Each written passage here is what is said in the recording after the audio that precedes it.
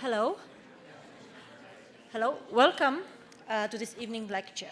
My name is Eleni Ionel, and I am the chair of the mathematics department here at Stanford. This lecture is one in a series of public lectures that is organized by Stanford Mathematics Department, and it's sponsored by Stanford Mathematical Research Center and the Friends of Stanford Mathematics. If you'd like to be notified about future events like this and are not on our mailing list, please send me an email at chair@math.stanford.edu. This evening, we are very fortunate to have as our speaker Professor Moon Duchin. Before we begin, I would like to tell you a couple of things about our speaker. Moon Duchin is an associate professor of mathematics at Tufts University. She is also the director of the Science, Technology, and Society program and a senior fellow at the Tisch College of Civic Life at Tufts University. Professor Duchin did her undergraduate studies at Harvard, where she was double major in mathematics and women's studies, followed by her PhD in mathematics at University of Chicago, where she studied dynamics of group actions and Teichmüller theory. She began her academic career as a postdoctoral fellow at UC Davis, followed by University of Michigan, before joining the faculty at Tufts University in 2011. She became a fellow of the American Mathematical Society in 2017 and the Guggenheim Fellow in 2018. This year, she was on leave from Tufts University as a fellow at the Radcliffe Institute for Advanced Study at Harvard University. Her research interests include geometric group theory and geometric topology, but also social studies of science, gerrymandering, and civil rights. In particular, she has done significant research on the mathematics of redistricting and gerrymandering, the subject of tonight's very timely lecture. A few years ago, Professor Duchin launched the Metric Geometry and Gerrymandering Group, which coordinates a national network of mathematicians working to provide geometric and computational innovations for redistricting reform in the United States. In 2018, she served as a consulting expert for Pennsylvania Governor Tom Wolf in that state's scramble to remake its districts by court order. So we are really delighted to have Professor Duchin with us tonight. The title of her talk is Political Thicket, Mathematical Quagmire: How Voting is and is not a Math Problem. There are many mathematical questions about voting, with perhaps the thorniest of all being redistricting, and how to think about the choices and consequences involved. Tonight, she will give us a front-row look at the mathematics, the politics, and the law in collision as we wait on yet another Supreme Court gerrymandering decision. Please join me in welcoming Professor Moon Duchin.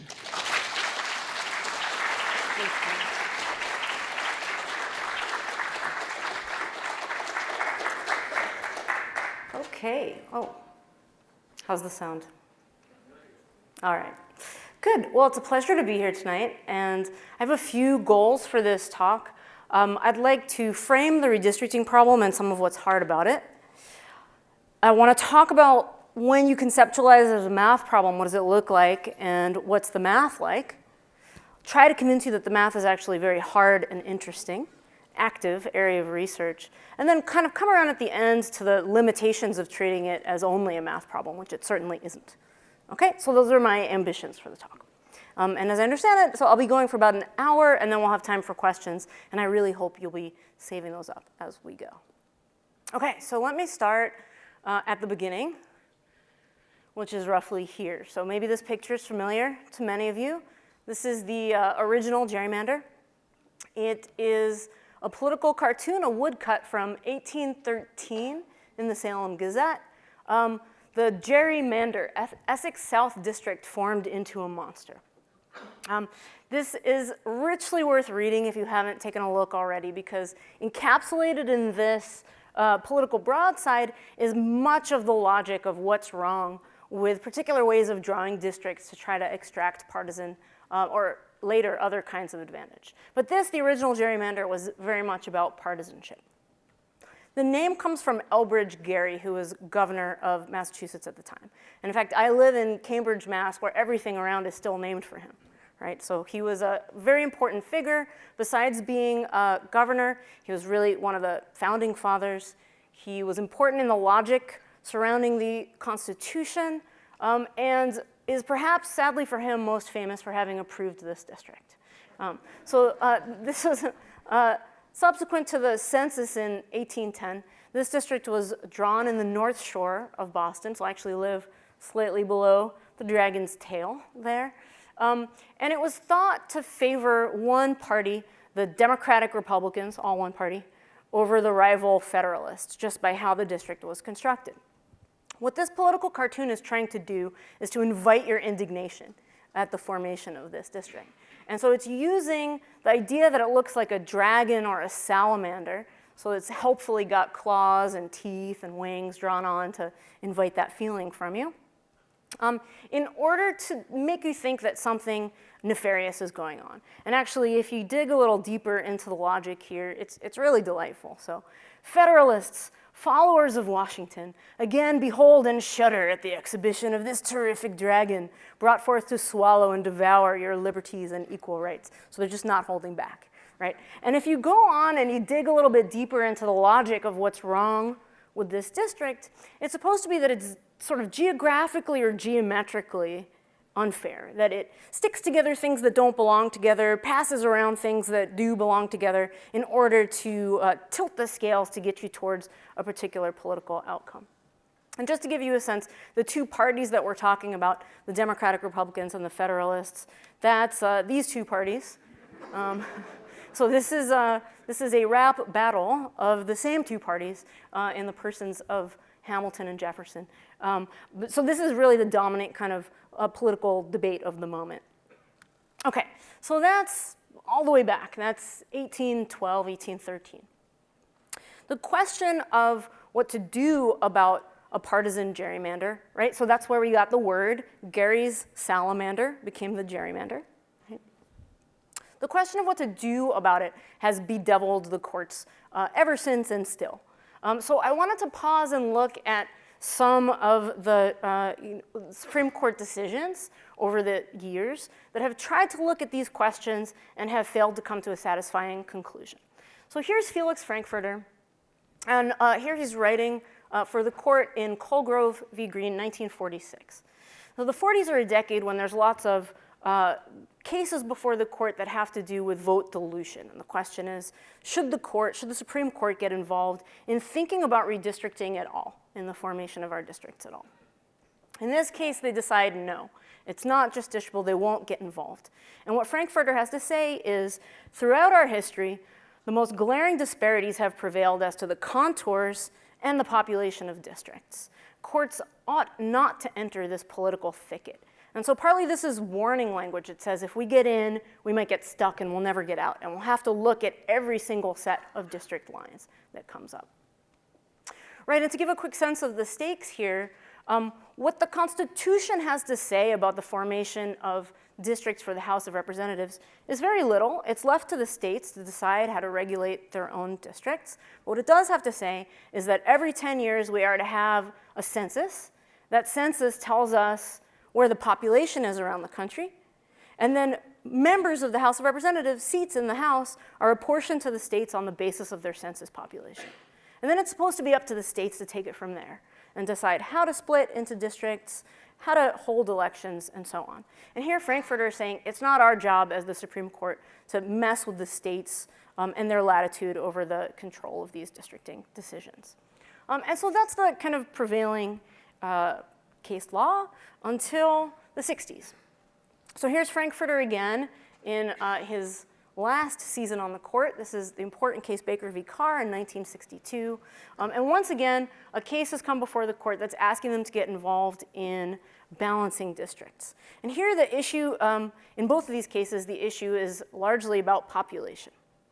So the idea is if you keep the same number of districts in place, and if you don't change the districts from census to census, what's going to tend to happen is that population will grow in the urban areas faster than it grows in the rural areas. And if the district lines stay in place, you'll start to have wild disproportions in how many people live in the different districts. In some of these cases, the courts were looking at plans that had imbalances of a factor of 9. Some districts were 9 times as populous as the others, but each sending a representative to Washington. And that might sound like easy math, right? One district having 9 times as many people as the other, that's pretty easy. But Frankfurter's arguing that the math is hard. So I love this quote, it's a brilliant quote. One of the court's supporting opinions, as elucidated by commentary, unwittingly affords a disheartening preview of the mathematical quagmire into which the court today catapults the lower courts of the country without so much as adumbrating the basis for a legal calculus as a means of extrication. What's he trying to say? He's trying to say, you're inserting us somewhere where we won't know how to do the math. You're not giving us a means to make principled decisions going forward. He goes on to say, this intervention, of course, implies that geography, economics, urban-rural conflict, and all the other non-legal factors which have throughout our history entered into political districting are to some extent not to be ruled out in the undefined vista now opened up by review in the federal courts of state reapportionments. So he's like, watch out. It starts with numbers, and then we'll have to think about everything, right? And of course, I'm here to tell you that he was right. Okay, but here, this is a dissent, right? And the court in Baker v. Carr decides for the first time that this is justiciable, that the courts do get to think about these questions. And in fact, just a couple years later in Reynolds v. Sims, an 8-to-1 majority really lays down what has become kind of a basis for thinking about the weight of votes from then to now. And that basis, actually, before we go over this quote, that basis is embodied in the slogan, one person, one vote. Okay, so this is the case that gives us the logic that the vote weight should be equalized, and partly that has to do with the population of the districts. Okay. Later, we'll start talking about many other complicated things to do with district design, but it starts with that arithmetic, how many people should be in each of the districts. So here's the court, 8-to-1. They're saying, yeah, you're warning us about all these things. You're warning us that it's complicated. You're warning us that states can rationally consider many factors in making these decisions. You're telling us not to wade into the political philosophy arena. You're cautioning us about the dangers of political thickets and mathematical quagmires, but our answer is this. A denial of constitutionally protected rights demands judicial protection. Our oath and our office require no less of us. So this is very lofty rhetoric, and it enters us into the era of the court having to live up to this principle and try to make decisions about fairness. Okay, so I'm going to spend the next portion of this trying to convince you of just how hard that is from a mathematical and from other points of view. Okay, let's get to the math. So how hard is the math anyway? It sort of sounds like we might think they're overreacting because it's just not that hard to equalize population. Well, let's take a look at what you can do when you control the district lines. Okay, I'm going to start with some examples in which we have a polity where there are two sides, orange and pink, two kinds of voters. Okay, and let's imagine that the orange side has about 40% of the vote and pink has the remaining 60%. So what do we think might be fair in this world if we're not kind of playing around with the district lines to extract advantage for one side or the other? Most people's intuition is tuned to the idea that fairness would be a roughly proportional outcome. Whatever your percentage of the votes is, you should have roughly that percentage of the representation. That's sort of seemed like a baseline for fairness. So we're going to call that proportionality. But so the first note that I want to make is that proportionality can occur in many different ways, and that some of the different worlds that have proportional outcomes are very different to live in. So here are two examples. So in these toy examples, I've got 5 districts, and I've marked the 50-50 line. Right? Because the rule is within a district, whoever has more votes wins. It's plurality within the district.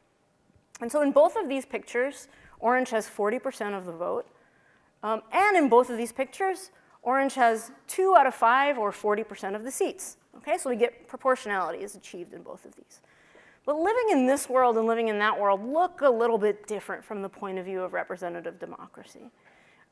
You heard that I used to be a postdoc at UC Davis. At the time, I lived in Berkeley. And Berkeley is like the world on the right.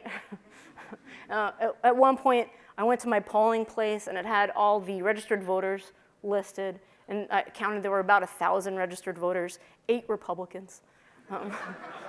So it's very much a world where you live with people who vote the same way as you do. And I imagine that perhaps around here it's not dissimilar. Okay, so this is one of those political philosophy questions that the court doesn't want to touch. Like, which of these is a better kind of way to set up your districts. The court doesn't want to go there. But right now, in terms of votes and seats, these are both achieving proportionality. Okay, so let's put that down as a bookmark.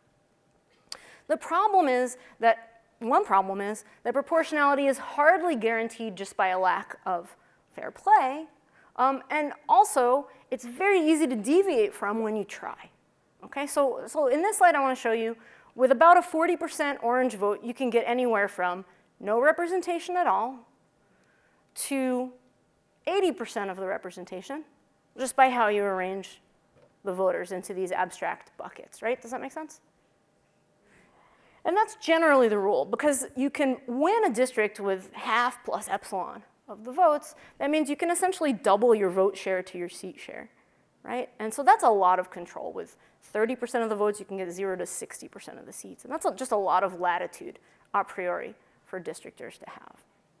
Okay, but this example is, of course, not realistic, because what I've done here is effectively treated the districts as buckets and the voters as people I can pick up with a claw and place in the buckets at will, right? And districting doesn't quite work that way. Let's give some language for talking about the tactics that were used here, and then we'll talk about the realism of the example. Okay, so here's a word that comes up all the time when discussing how to do gerrymandering: packing. So packing is when you have control. In this case, it's the orange side that has control. And you take districts that are won by your opponents, and you stuff them wastefully full of your opponent's votes. So that district that I've circled there has 100% pink voters when they only needed 50% to prevail, so that's a lot of wasted votes, right, from the point of view of efficiency. With packing often comes a tactic called cracking, and I think the slides will come and go, but I trust them to always come back. Okay, so what's cracking?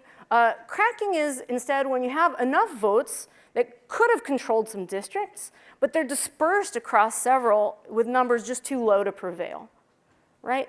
So packing is wasting votes for the winning side, and cracking is wasting votes for the losing side. And when you're doing gerrymandering, you don't have to choose. You get to do them together, right? You could sort of decide how many districts to concede, pack those wastefully full of the other side, and then scatter the rest of the votes, and that's optimal gerrymandering for you, right? Make sense? Okay, so if that map is packed and cracked to favor orange, then dually this map cracks orange voters so that they get no representation at all. Okay, so packing and cracking become kind of useful language to talk about most every flavor of gerrymander that you can observe. Okay, so as I said a moment ago, maybe that was completely unrealistic. Maybe getting anywhere from 0 to 2V votes can't actually be achieved because, after all, redistricting is partly geographical. So people live where they live, and you have to draw district lines, and one of the rules is that districts should be connected. They should be contiguous, and maybe that's going to constrain you. There's a second thing the geometry might do to help you with the redistricting problem, and that is it might give away, it might red flag the gerrymanderers, just like that original lizard picture that we saw. Maybe they'll be forced to pick such contorted, nasty shapes in order to achieve their extreme outcomes that the shapes alone will give them away, right? We might hope that both of these things are true. Well, I want to say not so much. Okay, so here's an example. I'm showing you 3 different ways of districting a 10 by 10 grid. And if I ask you which one's the gerrymander, well, the one on the end looks a little worse, but maybe the others don't look so bad, and it's kind of hard to know what they're doing. To know what they're doing, you really need to look under the surface and see the distribution of voters that those districts were splitting up. So in this case, once again, I've got 40% orange and 60% pink voters. And now you can see how those different geometries are dividing them into districts. And if you look closely, what you'll see is 0 orange districts, 4 orange districts, and 6 orange districts. So, and 6 turns out to be optimal in this case because of the discretization that's going on here. That's still a whole lot of latitude, anywhere from 0 to 6. And the shapes didn't really tell me enough about the range of outcomes. So for instance, that plan there that produced 0 orange seats, I'm not sure the shapes were a dead giveaway of that. And I'm going to try to illustrate, this is of course just another toy example, but I'm going to try to illustrate when we move to real data that this phenomenon holds true. In other words, that the shapes, if they ever did the work for us of showing us where the problems are, these days and with kind of modern practices, the shapes just won't do the job. They won't constrain gerrymandering enough to get us even out of the most extreme kinds of outcomes that can be observed. Okay, let me illustrate that. So you heard that I worked on this Pennsylvania case last year. Let me show you a little bit about what that looked like. Here is, behold, Pennsylvania. It's not a 10 by 10 grid like we saw on the last slide. Instead, it is a network of 9,059 precincts, or if you can read the small writing, it's actually over 400,000 census blocks, which are the smallest unit at which the census reports where the population is. And it is to be divided into 18 congressional districts, 50 state Senate districts, or 203 state House districts. And so the problem is to take this network and divide it up. And of course, I have to do that subject to some rules. Each of the pieces has to be connected. They all have to have about the same population. There's a lot of ways to do that. So last year, in 2018, the State Supreme Court of Pennsylvania took what was then the enacted map and threw it out as a partisan gerrymander. And they said, everybody, try again. Okay, everyone, you have a few months to suggest new alternative plans for Pennsylvania's congressional districts. And here are some of the plans. Okay, so before I tell you who made what, take a look at them for a minute, feast your eyes, and decide what you think.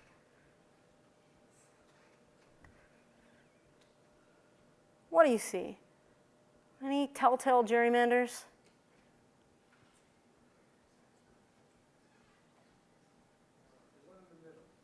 The one in the middle looks pretty bad, okay.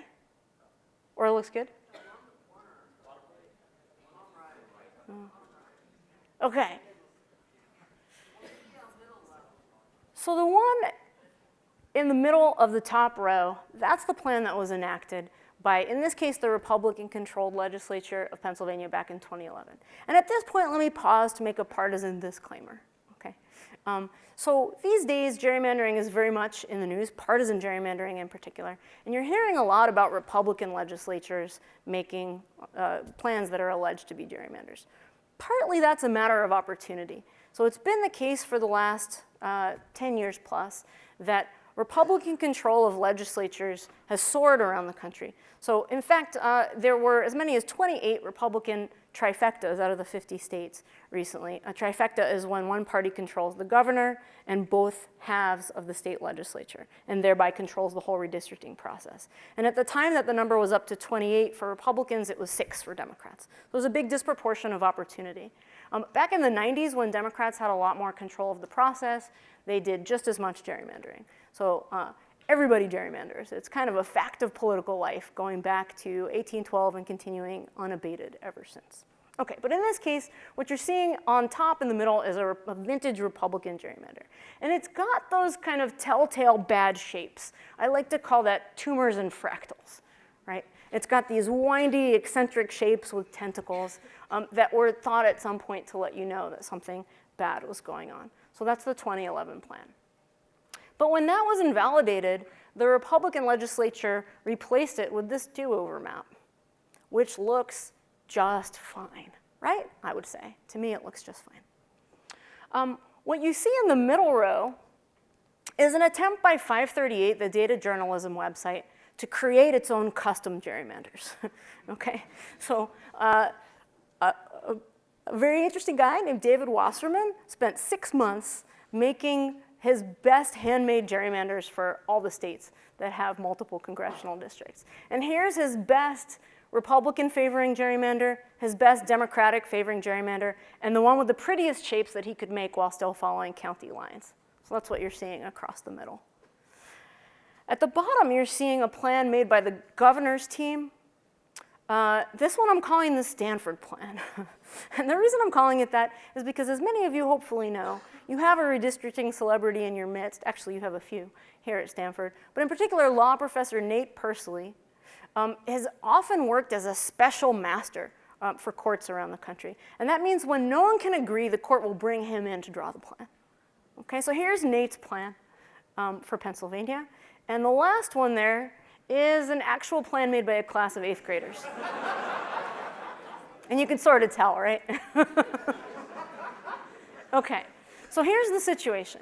And it's at this point that I hope you're realizing that if you thought the principle was going to be bad shapes are bad, good shapes are good, that's not going to help you navigate this landscape of possibility. In a moment, I'm going to talk about the size of the landscape of possibility. But even for now, I hope you're already intimidated by the complexity of trying to judge these plans against each other. You really want to look under the hood and see something about how they work. So this is the point at which the governor hired me. I love this headline. It makes me smile. Governor Wolf to enlist nonpartisan mathematician, that's me, to evaluate fairness of redistricting maps. I really thought they must have sat down and said around a conference table, who could be more objective than a mathematician? And so this was my job, and so I want to emphasize what it was and what it wasn't. I didn't make this map or any maps. My job was to assess the maps and try to give a framework to understand the properties of these different kind of maps and understand what was acceptable and what was problematic, and to some extent to advise the governor's veto. Okay, so that's the task. And I'll build up to telling you how that's done and some of what's hard about it and some of what's, I think, the breakthroughs that have happened in recent years that make it possible to do that in a principled way. Okay, so now let's step back and think about, that was 8 plans. There are more than 8 out there. So let's pause and think about that universe of possibility. What are all the different ways that you can build a redistricting plan? Okay, so first, here's a quote from 2 months ago. So this is Justice Alito back in, was that 2 months ago? Yeah, back in March. This year, like every year lately, the Supreme Court has been hearing partisan gerrymandering cases. Okay, and here's Alito. He's saying, no, but can you just answer that question because it's a real puzzle to me. So you've got, let's say you've got 100 maps, or you might even have 25. I think you probably have thousands. So here he is, he's wondering how many maps. How many maps are there? Okay, well this partly depends on the rules, because what we're talking about is how many valid maps are there. So there are a whole set of rules for what districts have to do, and once you lay those down, you can start to count and answer the question, how many? So what are the rules? They vary around the country, but here are some of the big ones. Population balance, ever since Reynolds v. Sims, that's a national rule. Contiguity, compactness, which here doesn't mean what topologists think it means, but it means nice shapes. The district should have nice shapes. Racial fairness. And as I go, I hope you'll be seeing that these are getting a little bit harder to specify. They're vague. They're important, but they're vague. Respect for boundaries. That means if you have counties or if you have cities, you should try not to chop them unnecessarily. You should keep them intact and respect their boundaries. Also, to some extent, many states call for respecting geographical boundaries, like not crossing mountain ranges and bodies of water unless you have to. And respect for communities, or what's been called communities of interest. And here the idea is, if you have a group of people with a shared interest, something that's got salience, that's relevant to governance, you should try to keep them together so that they have a stronger voice with their representative, right? Okay, so, and like ... forever. So there are 50 states and they each get to set their own rules, and many of them really run with that. So there are very strange rules on the books in a number of states, including Missouri just passed a reform bill last year declaring that its districts should be squares and hexagons. There are many strange rules on the books. Okay, but I'm available to Alito if he would like to call me, and I will definitely explain to him that thousands is not the right answer. Okay, so let's start to explore, depending on the combination of rules, how many district plans might there be. Baby warm-up, 4x4 grid. I have a 4x4 grid, and let's say I want to split it into 4 districts. So they're tetrominoes, right? 4 districts. How many ways are there to do that? Well, here's a bunch of ways to do it. So each of these is a plan that splits the 4x4 grid into 4 contiguous districts of equal size. Imagine that every node has population 1 or equal population here. Well, how many ways are there in all? There are 117, exactly.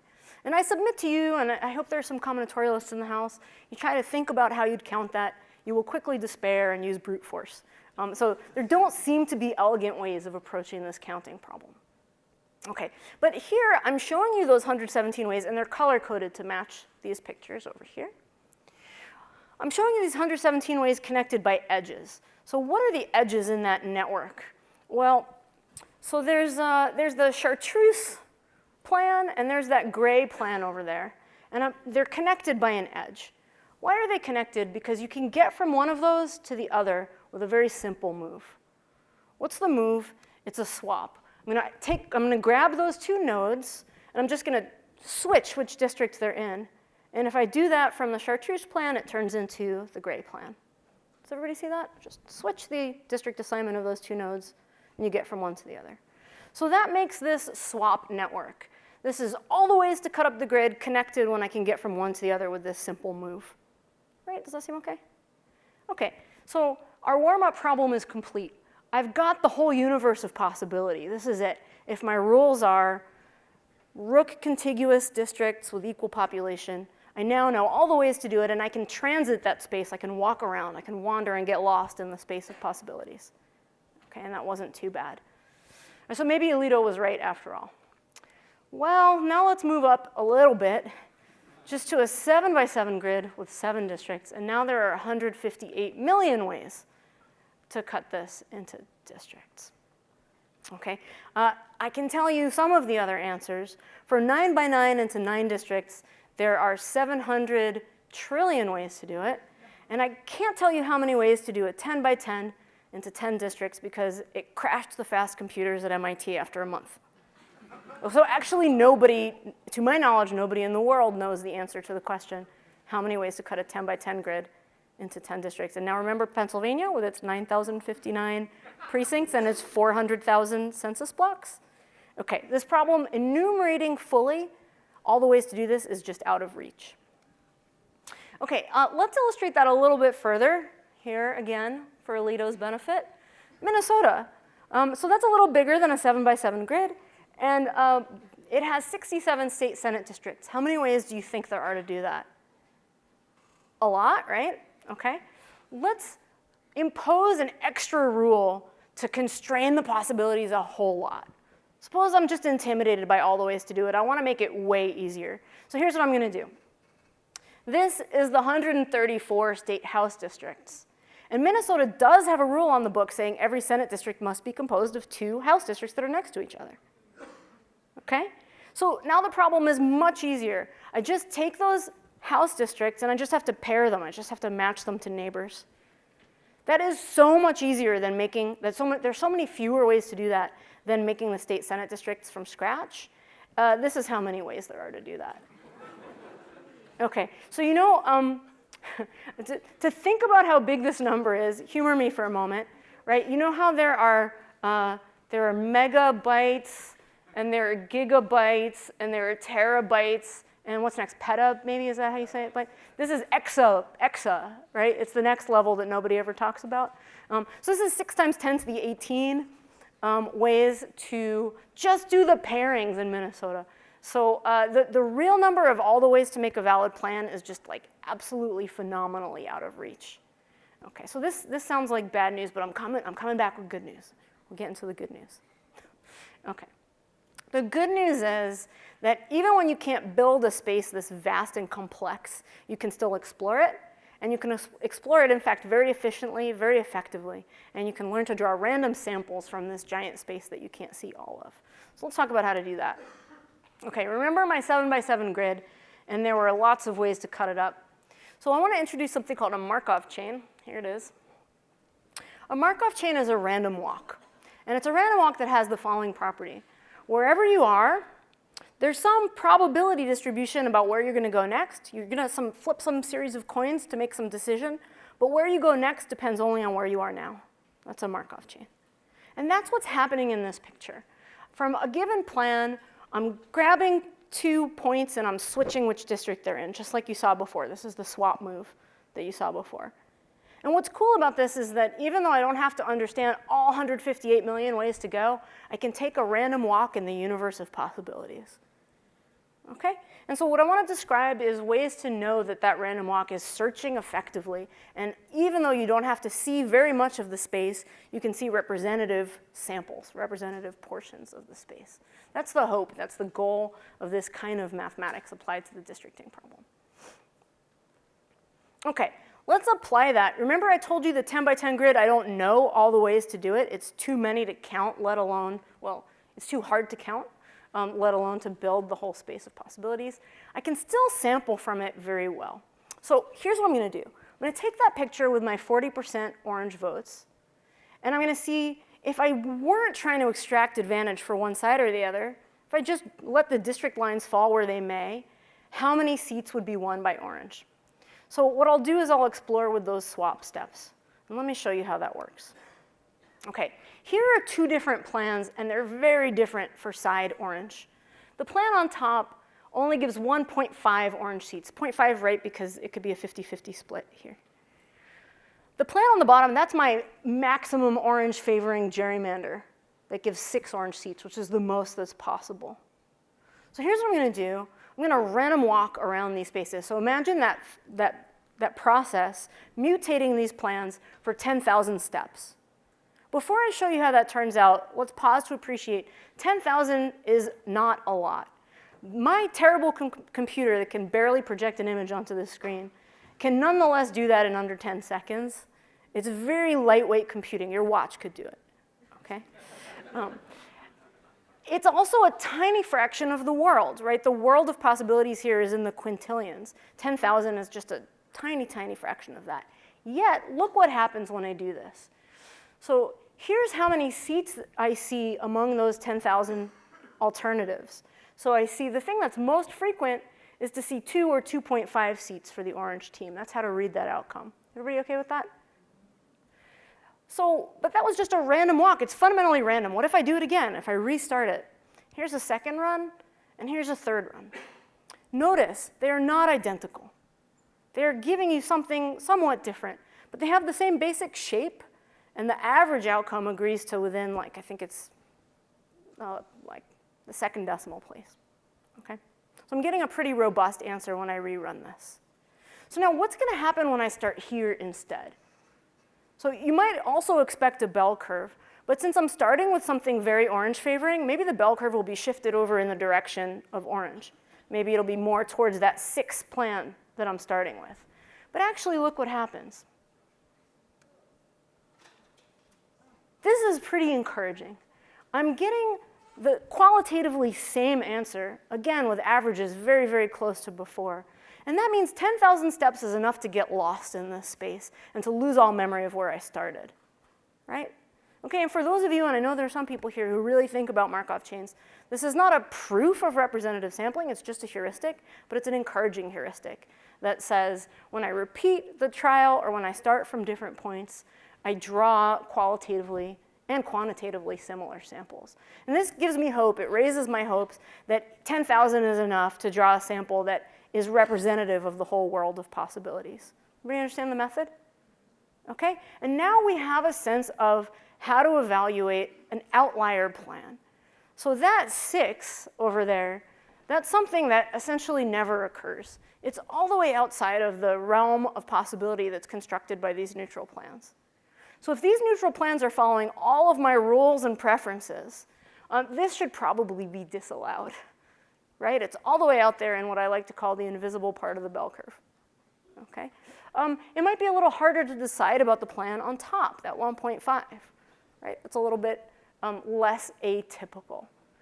But I want you to notice something else. You remember our shared intuition that I ascribed to you just a little bit earlier, which was that a fair outcome would be a proportional one? So a fair outcome under a proportionality standard, we would have wanted orange to get 4 seats, and look how hard that is to do. So this brings us back around to the point that I made briefly before. Proportionality is a nice idea, but it can be very hard to secure in practice. Okay, and if you want it, you better go looking for it. Okay, questions at this point? Everybody see what I'm doing? All right. Yes?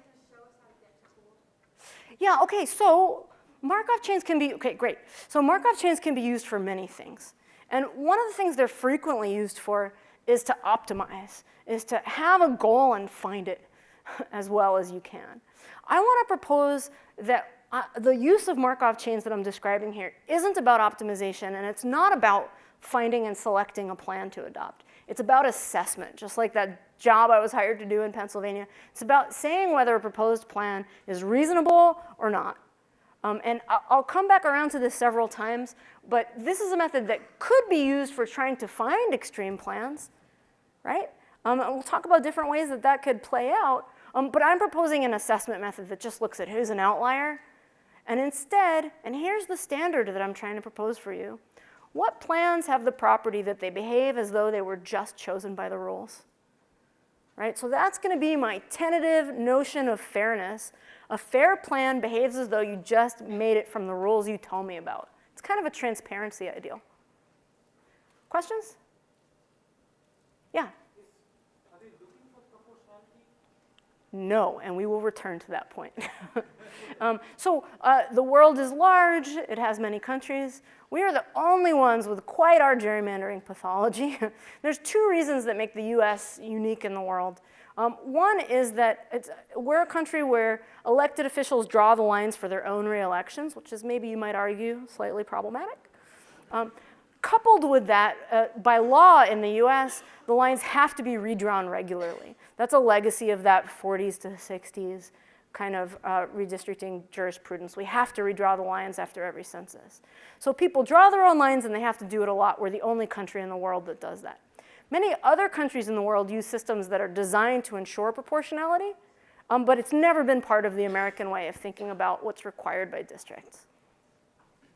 Okay, so I want to tell you some bad news and some good news about Markov chains. Yeah? Where did you get the underlying pattern of Oh, good, that orange versus pink pattern. So I'm a pure mathematician by training and by inclination.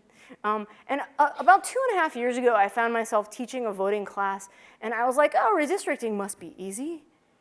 I'll just find the best thing that's written about it, assign that, write some homework.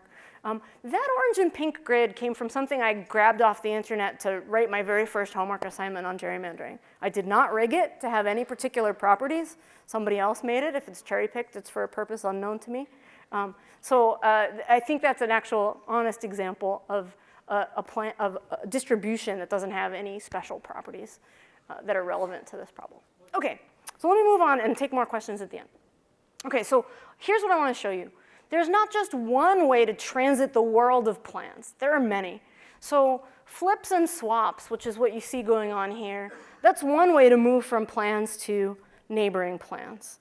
But they have some bad properties, including, in particular, as I talk, you'll notice it started out with basically columns as the districts. And now they're changing, but they don't look uncolumn-like. They're retaining a lot of memory of where they started. They're not getting very far. Now, there's some theory that's going to tell us that if we run this for long enough, we can see any possible thing in the world, but it would take an awful long time. Okay? So one innovation that my research group has been working on in the last year is an alternate Markov chain called recombination. Okay, what recombination does is it takes two districts that are next to each other, it merges them, and it splits them in a new way. So think of like DNA. You take two organisms, you combine their DNA, and you resplit it to make offspring. That biological metaphor, that's essentially what's being captured in this picture. And what I hope you see is that it transits the possibility space with much bigger steps. It gets much farther faster. And so our experiments seem to indicate that you can get better mixing from recombination in just 20,000 steps, even on a state as big as Pennsylvania, than you could get with 100 million or a billion steps of flip. So it's a very effective way to move around. Okay, but there are more, and actually one of the open questions, and I hope that some of the math people here will get interested enough to think about this, one of the open questions is find more and better and more interesting Markov chains and see if they give the same kinds of qualitative samples. For those of you who are experts, I'll just quickly mention each of these chains has a different stationary distribution. And getting to think about what the properties are of those distributions, that's where a lot of the fun and challenging math action is in this problem. Okay, but now I want to show you what you can do with it.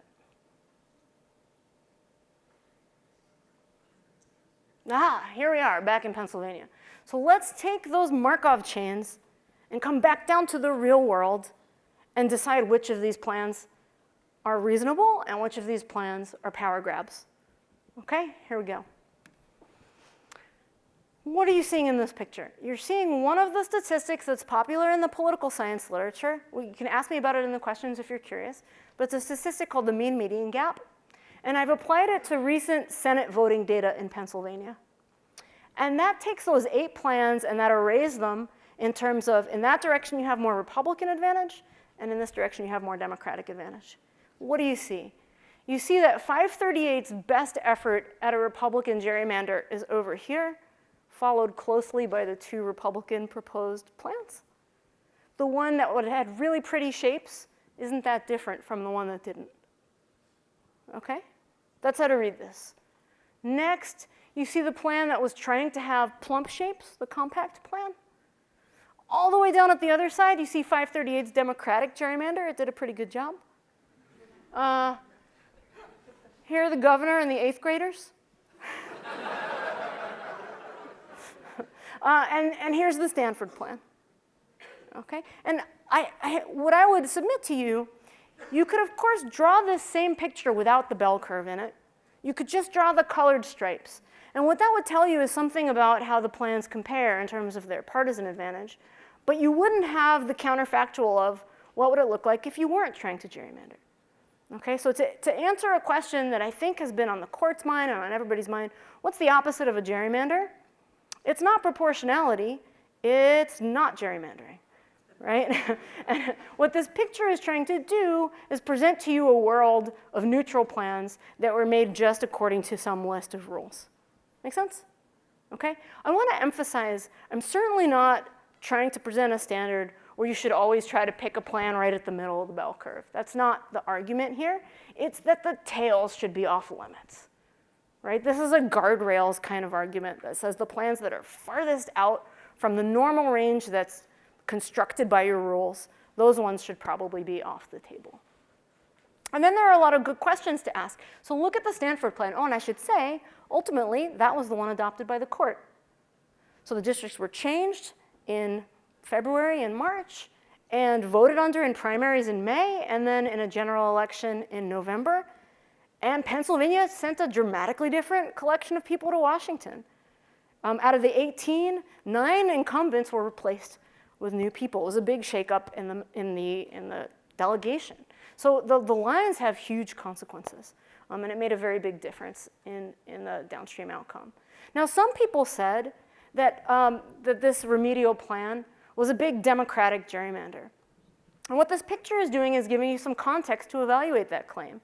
And what it's telling you is that by this metric, which you might like, you might hate, I'm agnostic.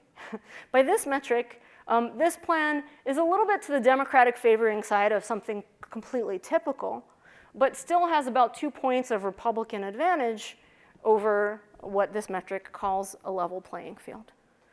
But the whole world of Pennsylvania politics is tilted somewhat in the Republican direction, just as a function of where people live and how they vote. Okay, questions? Great, so that's one of, there's sort of maybe 2 leading metrics in the political science literature, and this is the other one. Maybe some of you have heard of it. It's called the efficiency gap. If you're curious, I would love to geek out with you later about why it has this shape that it has rather than a bell curve.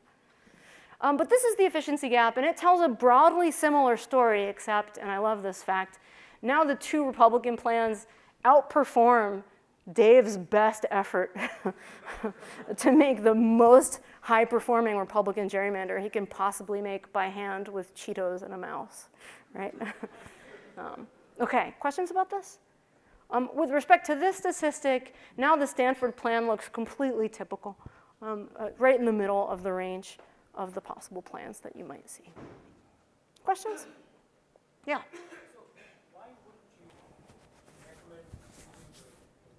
Great. There will be a slide about that. Okay, so all of that was Pennsylvania, and now I want to quickly show you some other applications because I would submit that this method is actually quite powerful and can show you things about the gerrymandering problem that weren't accessible before we had a good way to understand the counterfactual, all the other possibilities that were out there. So this is just a quick tour through some of the things that we've been studying in my research group in the last year or so. So here's my home state of Massachusetts. And what we noticed when we took recent elections in Massachusetts and we tried to search for plans that would elect Republicans? Well, we weren't finding any. Okay. Now, you know, Massachusetts, of course, has a reputation for being an incredibly blue state. But in fact, if you look at statewide elections, about a third of Massachusetts voters prefer Republicans in statewide races. And we have 9 congressional districts. And so proportionality maybe would lead you to think that we'd be sending 3 Republicans to Washington every time. Instead, what is it now, 2019? We haven't elected a Republican to Congress since 1994. True story.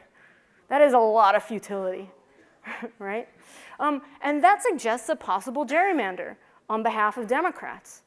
But what we were finding when we were searching is that we just weren't finding any districts that had Republican majorities. So we supplemented the Markov chain with a little lemma, a little rigorous proof, and we were actually able to show that for 5 actual elections that occurred in recent years, there exists no choice of district. Even an omniscient and omnipotent gerrymanderer could not construct a single Republican district, despite the fact that there's over 35% Republican votes. And this picture is trying to show you why even if you abandon contiguity and you allow the district to just pick precincts from all around the state, that picture is the district size collection of precincts most favorable to the Republican in some particular race. That's the 2006 Senate race. And that one, even though nobody would ever approve a district that looked like that, that's the best Republican district and it still prefers the Democrat. Okay, so we were able to prove, and here's the take-home message, there are more ways to redistrict Massachusetts than there are particles in the universe, and every one of them sends 9 Democrats to Washington. Okay, question? How do you always elect a Republican governor? I know. I know. Yeah, it's well, I have theories.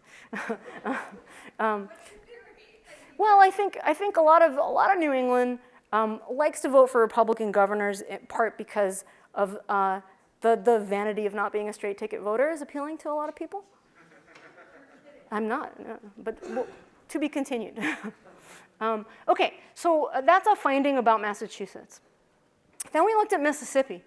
So Mississippi has 4 congressional seats, and Mississippi is also the state in the country that has the highest percentage of African Americans at about 37 to 38% black population. The way that shakes out in Mississippi's districts is one district that's about 65% black and the others that are in the low 30s and below. And so Mississippi sends 1 black Democrat to Washington and 3 white Republicans. And what we tried to understand is if you just redistricted Mississippi in more ways, what would you see?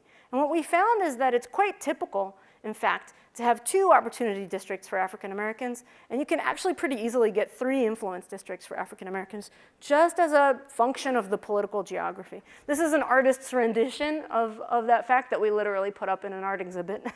But so the space of possibilities for Mississippi includes some that have extremely different outcomes. And also that illustrates, I've been focused on partisan gerrymandering for most of these remarks, but these methods work very well with all kinds of other questions you might want to ask. They're not tied to 2 parties, they're not tied to parties at all.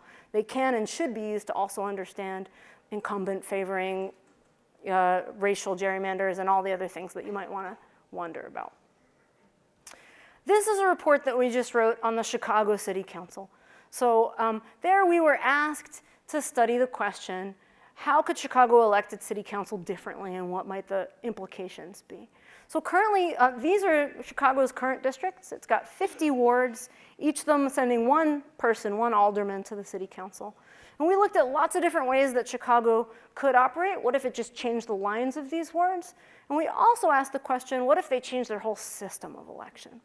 So right now in the US, by law, congressional districts must be single member. Each district must elect 1 person to Congress. But for local elections, everything's up for grabs. So in this report, we end up recommending that Chicago move to a system of 10 larger districts, each of them electing 5 people by ranked choice because, hey, there are other ways to vote.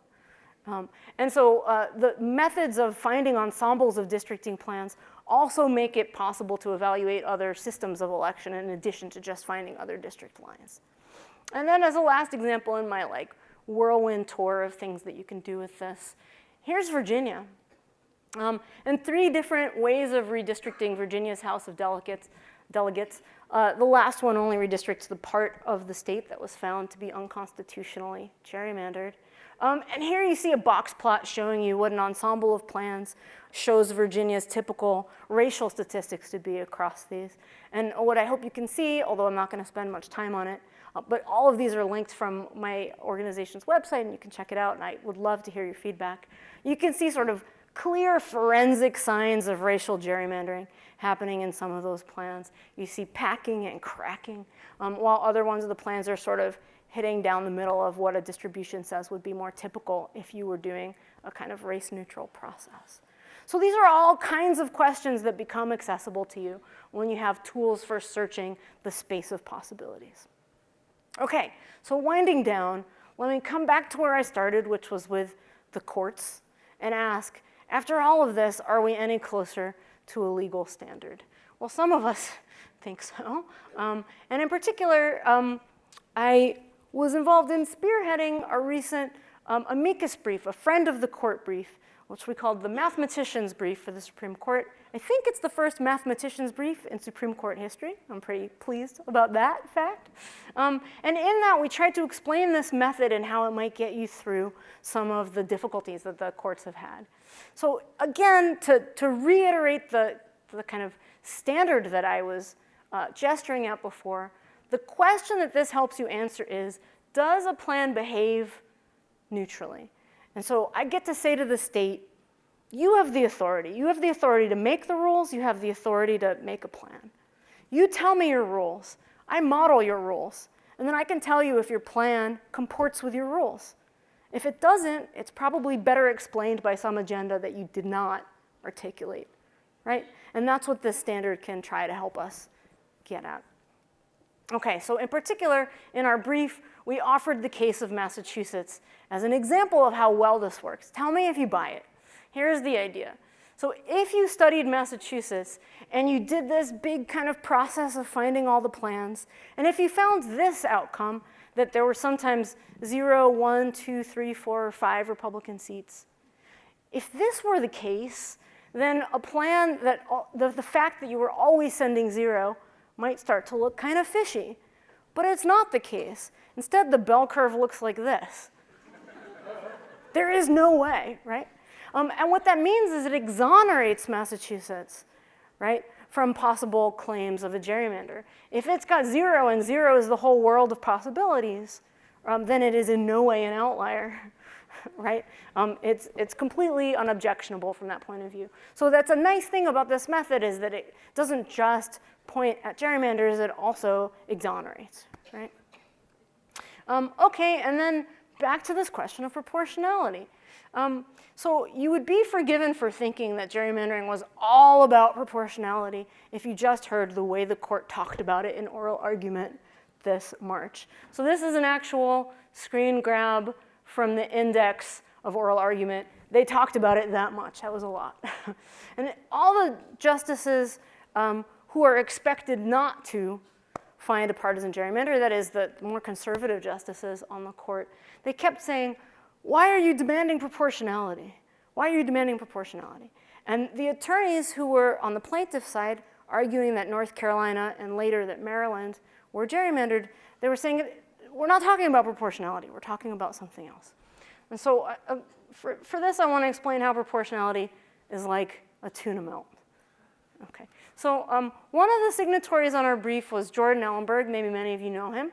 He's a number theorist who signed on to the mathematicians brief. And later he wrote about it in this great piece for Slate, which I encourage you to look up. You can find it by Googling Jordan Ellenberg tuna melt. Okay, so here it is. Here's Jordan's fictionalized reenactment of oral argument. Counsel, I'd like a grilled cheese. Alito, okay, 1 tuna melt. Counsel, no, I said grilled cheese. Kavanaugh, I hear the tuna melt's good. Gorsuch, you want that tuna melt open face or closed? Counsel, I don't want a tuna melt. I want a... Gorsuch, it seems like you don't want to just come out and say it, but don't you want a tuna melt? Counsel, no. Kagan, she asked for a grilled cheese. That's not a tuna melt because there's no tuna in it. Gorsuch, but if, as you say, you don't want a tuna melt, what do you want? Are we just supposed to make up a sandwich for you? Alito, you come in here, you ask for a hot sandwich on toasted bread with cheese on it. To me, that's a tuna melt. Breyer, nobody ever orders the chopped liver, but have they ever really given it a chance? Opposing counsel, the framers had every opportunity to make you a tuna melt, but they chose not to. Did anyone actually read or listen to oral argument? That is uncannily accurate. That's really what it sounded like. Okay, but so don't be fooled. Nobody asked for proportionality. Instead, the question wasn't throw out these maps because they didn't produce proportional outcomes. It was think these maps are suspect because they were enormous outliers in the space of all the possibilities that you could have made in these states that were up for consideration. Okay, so just to really close, in the end, after all this discussion, are we any closer to the question, what is a fair map? Okay, so in fairness to Alito, I think he actually summed up that question really well. So earlier, in a perhaps arguably slightly mocking way, I quoted a small portion of this where he wondered if there might be thousands of plans.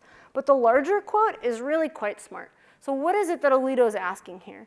He's saying, if you make a list of all the rules and criteria, compactness, contiguity, et cetera, and you have a computer program that includes all of those and weights them, and assume it's neutral, in the end, what you get is a large number of maps that satisfy all those criteria. Yes, he's quite right, right? And then he says, so you have all these maps and you have to choose. You have to choose among them. You can only enact one, right? The legislature chooses among them. You've already programmed in all the so-called neutral criteria. How does the legislature go about choosing among those maps? Would anything other than just random choice be sufficient or be satisfactory? Yes, Alito, that is the question. Okay. Now, many people want to answer this question by just going all in with computers. If computers found that world of possibilities, shouldn't they be able to find the best thing? Okay, so I just want to close by saying that my modest hope is that we don't go there, because I don't think this is properly understood as an optimization problem at all. I think the whole logic of districts is about cognizability, transitability, and capturing something about community, the way we live and the way we want to be represented.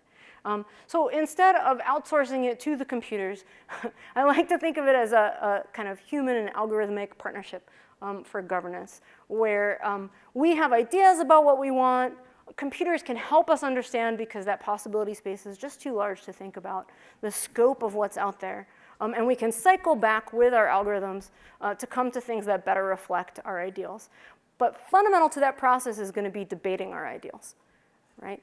And so in all the different states, as we approach redistricting now and into the future, we need to keep on having these debates about what principles we want embodied in our maps. And different states will come to different ideas about local fairness, about what fairness looks like there. And I hope that they'll use techniques like this to help them get closer to those ideals.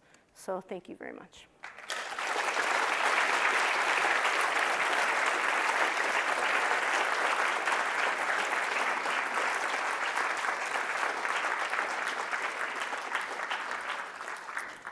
So I hope we have time for some questions, but also I just threw some links up on here in case you want to pursue reading on some of the topics that I whizzed through.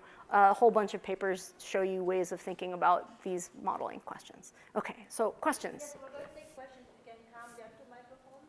Oh, there's one. There and there.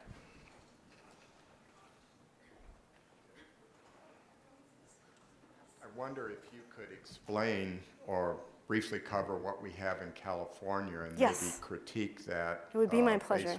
Yeah. So I truly think California does redistricting best of any of the states we've got going right now. So as many of you know, California has an independent commission.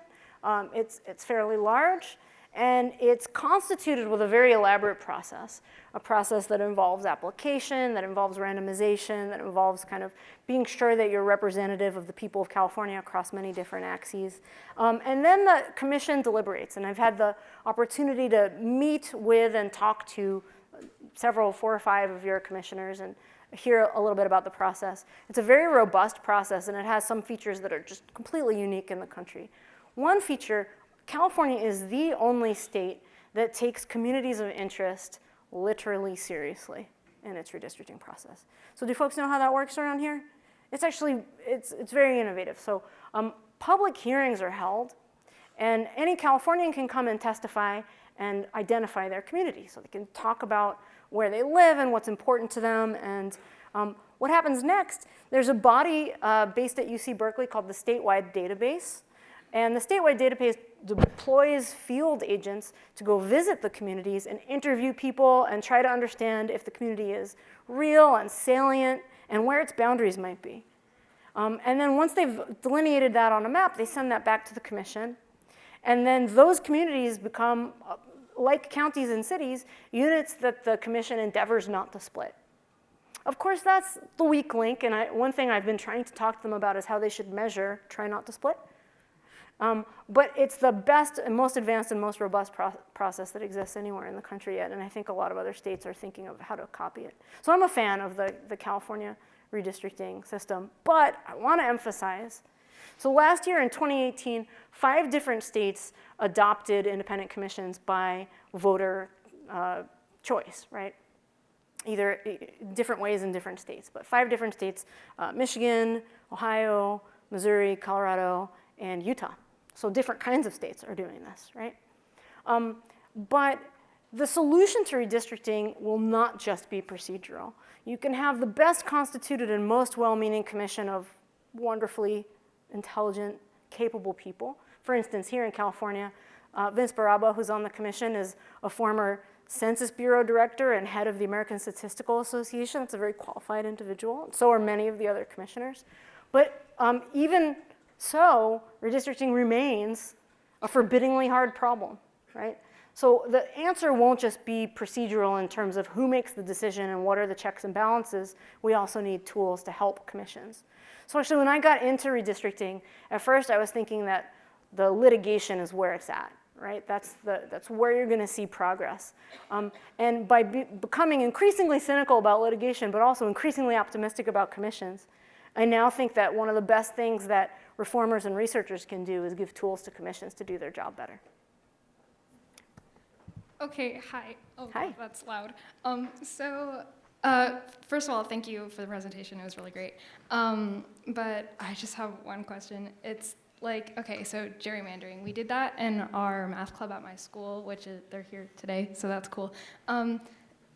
So basically, my question is gerrymandering in like layman's terms. Because I understand what gerrymandering is, but like, I don't know. It's just kind of like, it's kind of all over the place. So I was just wondering if, like, you know, in layman's terms, so like I could explain to my dad when he picks me up, like what's going on. Yeah, like, so what is gerrymandering? Yeah, like I know it's like a dad-friendly explanation. I love it. That's a good question. So like, I know it's voting and yeah. colors. Colors, and okay, good. I'm so glad space. you asked. So let's go back to basics. What is gerrymandering after all? So gerrymandering is this. When it's your job to cut something up into pieces, and the pieces are each going to have an election, gerrymandering is when you rig the outcome of the election by carefully designing the pieces. How's that? Would your dad like it? I think so. Okay, he could see me after, yeah. Okay, cool, Yeah. Thank you, you did Sure. great. Yeah, let's. Okay, so which state do you think, because you said California was like one of the least gerrymandered, which state do you Well, think? I just said I like what Okay. California is doing. Okay.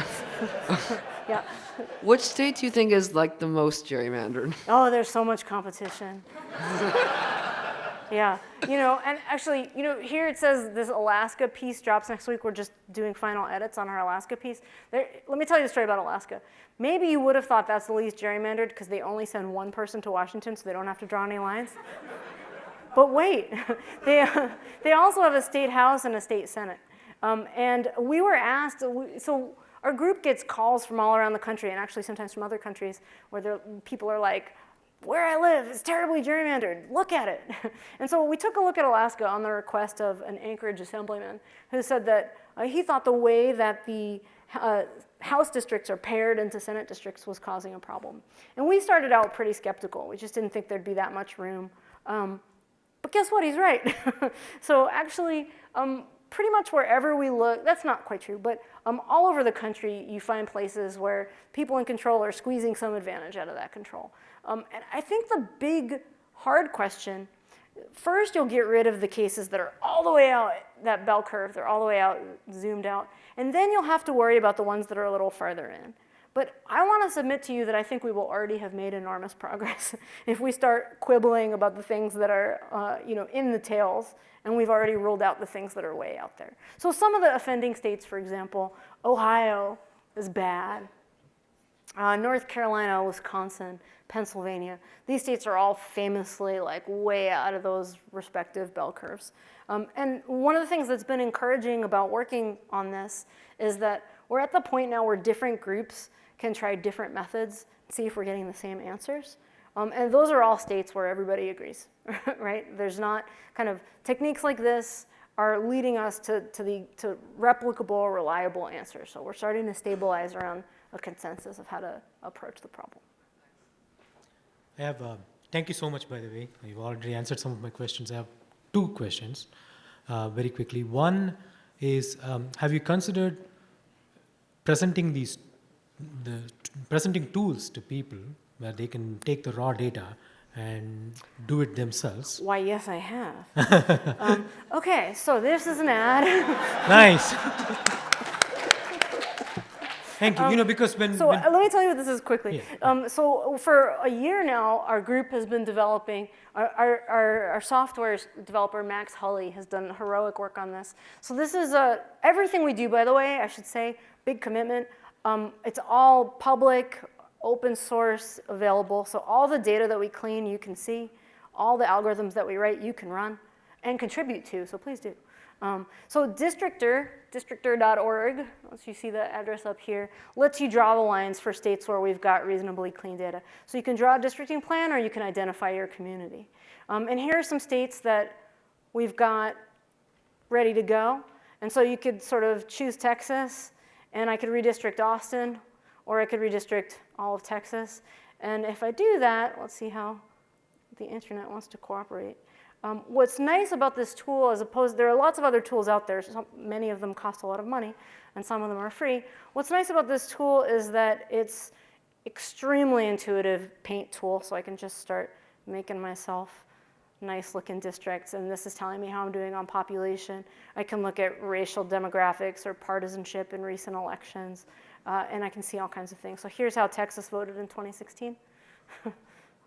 And so we're using this tool as a mechanism to take our ideas and let you play with them.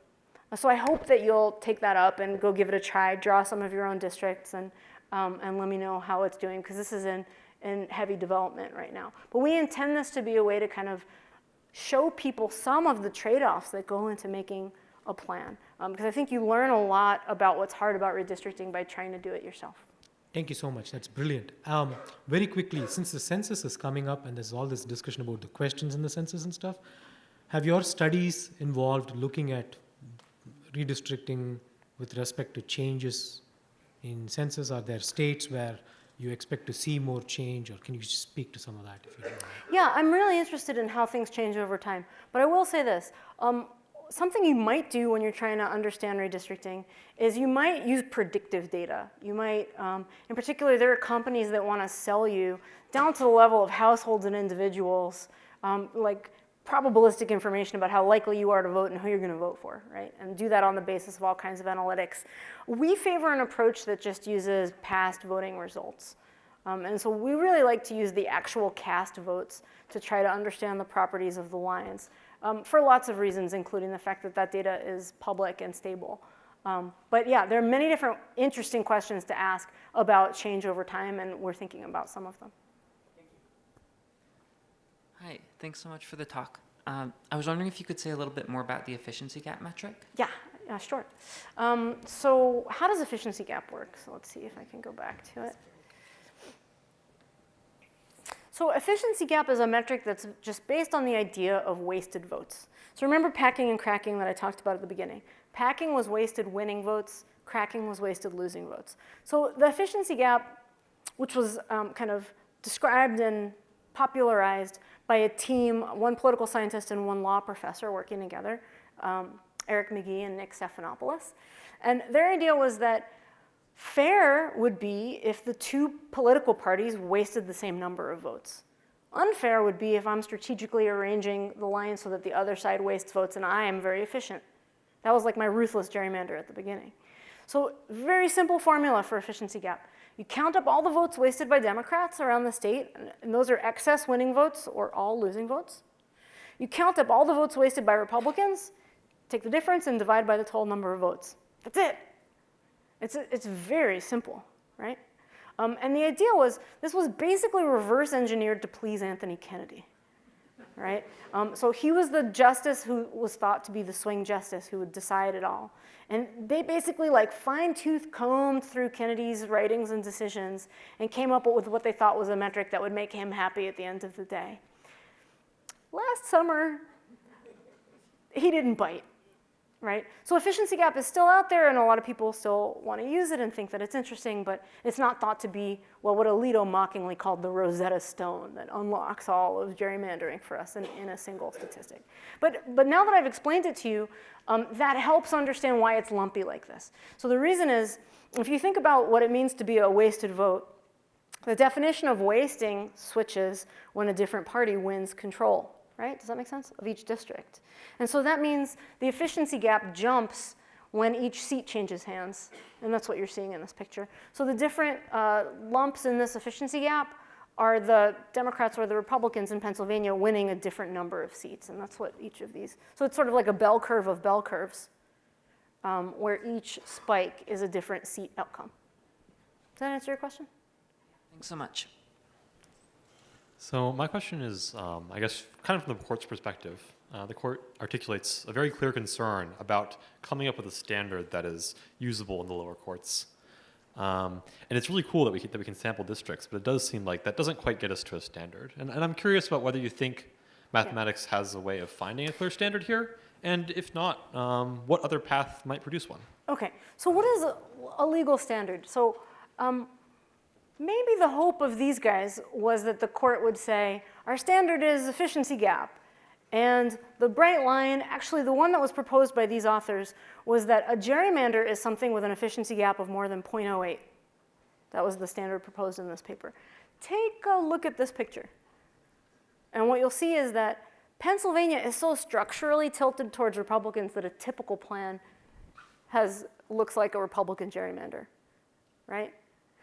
So, okay, what am I trying to say? So, what it means to be a legal standard isn't a metric and a cutoff. Instead, legal standards tend to look more like slogans. For example, in the 1960s, the court was thinking hard about vote dilution, and the standard that emerged was one person, one vote. Now that sounds like numbers are clear and it's arithmetic and it's math and it's settled, but actually one person, one vote is really more of a slogan than a rule when you think about it. Because what does it actually mean? It just means that each person gets to cast one vote. We had that already, right? Does it mean that there should be an equal number of people in all the districts? Maybe, but what are people for the purposes of counting here? Are they everyone in the census? Are they just citizens? Are they just voting eligible? Right? It leaves a whole lot of interpretive room. But the way the Supreme Court likes to function is that it comes up with a general principle with the details and the contours and the cutoffs and the formulas to be worked out through later litigation. So what folks have been hoping for from this round of partisan gerrymandering cases is a principle. And what I hope that principle might look like is don't be an outlier. I think that's just as much of a legal standard as one person, one vote. Does that answer your question? Yes, thank you. Hi, thank you. Thank you very much for your presentation. It was much more understandable than one I went to in the city when I lost you at about 20 minutes. Okay, good. Anyway, so this was great.